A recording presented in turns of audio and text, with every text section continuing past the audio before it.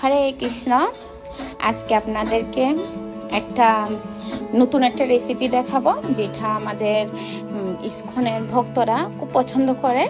তো সুস্বাদু একটা রেসিপি। তো রেসিপিটা হলো কাশ্মীরি।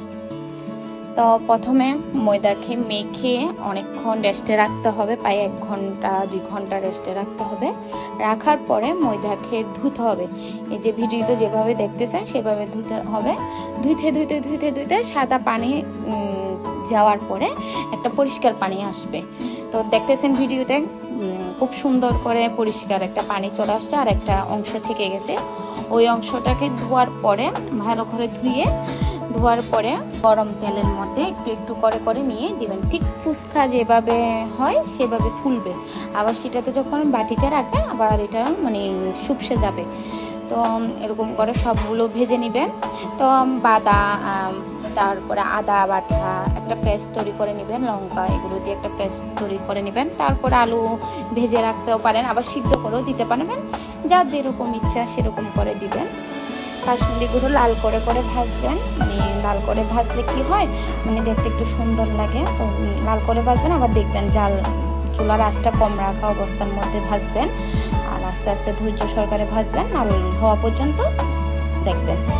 তো ভাজার পরে সব কিছু শেষ হয়ে তেল দিয়ে জিরা ফোড়ন দিবেন, সাম্বারে দিবেন হিং, মশলাপাতি সব পরিমাণ মতো দিবেন। তো আমরা একটা পেস্ট তৈরি করে রাখছিলাম, ওই পেস্টটা দিয়ে দিয়েছিলাম।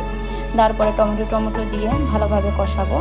পরিমাণ মতো সব কিছু দিবেন, লবণ, হলুদ, মরিচ, মশলা, বাদাম বাটা, আদা বাটা সব দেওয়ার পরে মশলা কষানোর পরে ভাজা রাখা কাশ্মীরি ওগুলো দিব। দেওয়ার পরে ভালো করে কষাবো।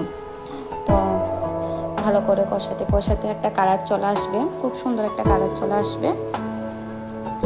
তো আসলে আমি পরিমাণগুলো বলি না, কারণ অনেকগুলো দিয়ে করছিলাম, তাই পরিমাণগুলো আর দেখানো হয় না, বলাও হয় না। তো আপনারা যার পরিমাণ মতো করে দিবেন। দেওয়ার পরে একটু গরম জল দিয়ে দিবেন। তো গরম জল দেওয়ার পরে একটু কষাবেন। তো ভালো করে কষাবেন, যত সুন্দর করে কষাবেন তত সুন্দর একটা কালার চলে আসবে। তো অনেক সহজ কাশ্মীরি রেসিপিটা তৈরি করতে, বাড়িতে একবার হলো বাড়িতে তৈরি করবেন। তো কষানোর পরে দেখতে কালারটা এরকমই আসবে, অনেক সুন্দর একটা কালার আসবে, এরকম দেখতে হবে। এভাবে সহজে বাসায় কাশ্মীরি পনির বানাতে পারেন। তারপর ভগবানকে ভোগ লাগাইয়ে এই সুস্বাদু কাশ্মীরি প্রসাদ পাবেন। তো সবাই লাইক, কমেন্ট, শেয়ার করবেন, শেয়ার করতে ভুলবেন না। আর আমাদের পাশে থাকবেন। হরে কৃষ্ণ।